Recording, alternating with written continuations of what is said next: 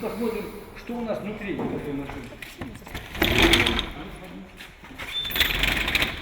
А внутри пожарно-техническое вооружение, гидравлический инструмент, пожарные рукава и многое другое. Для активистов движения первых сегодня занятия проходят не в школе, а в пожарной части. Такой интересный урок мужества для них организовали офицеры России в Ингушетии под руководством Руслана Галаева.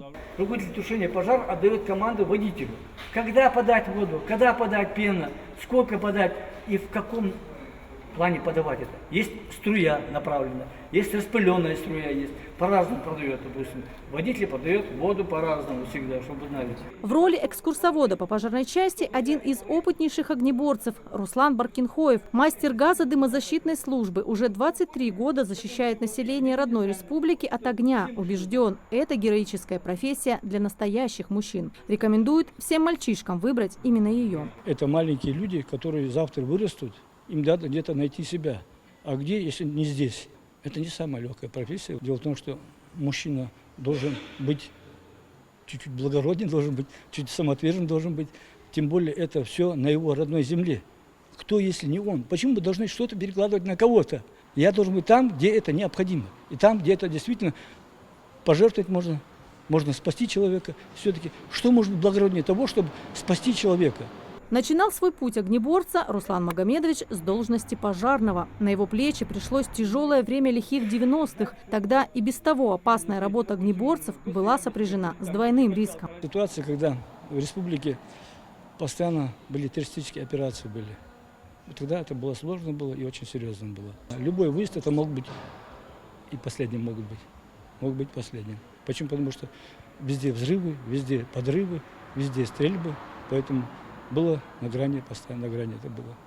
Сейчас он следит за тем, чтобы у пожарных всегда был воздух в задымленных помещениях. Детям показывают мастерскую, где обслуживаются дыхательные аппараты. В них тушило может час работать в дыму, когда вообще нечем дышать.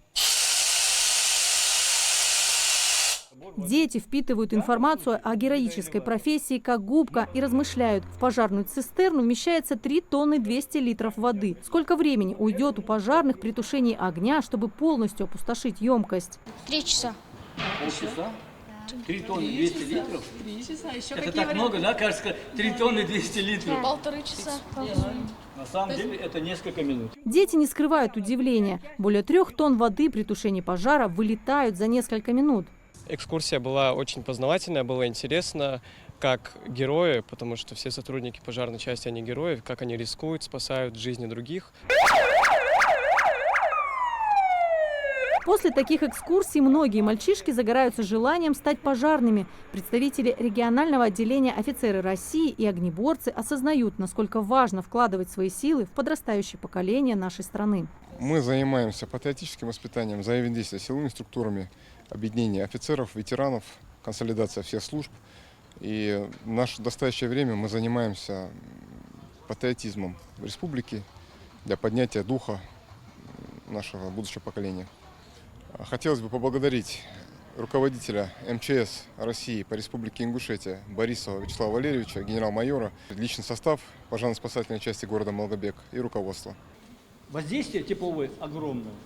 Работать надо. Вот эта ватная прокладка внутри, ватную одежду, она спасает от температуры. Примерить боевую одежду огнеборца для мальчишек – особый шик. Ребят впечатляет, что всего за 1 минуту пожарному караулу нужно не только облачиться в обмундирование, но и погрузиться в пожарный автомобиль. Школьникам, естественно, потребовалось на это гораздо больше времени. К слову, наша съемочная группа не смогла остаться в стороне и тоже примерила боевку. Так, а как думаете, какую температуру выдерживает вот эта боевая форма одежды пожарного? Я же не знаю, сколько обычно бывает в пожаре градусов. Ну, Так что предположить 50, допустим, не знаю, или выше. 300. Ну, это слишком много. 5 минут может пожарный работать при температуре 30 градусов в этой боевке. Если честно сказать, то форма очень громоздкая, и я не понимаю, как они в ней ходят.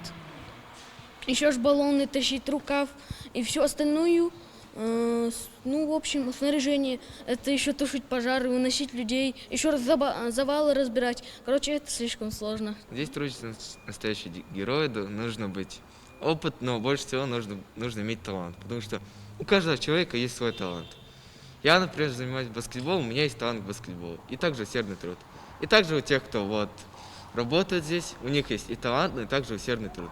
Офицеры России и сотрудники МЧС России планируют и дальше проводить такие встречи для детей, потому что воспитывать достойных граждан своей страны нужно начинать с самых малых лет. Анастасия Шишина, Билал Ахильгов, Магаз 24.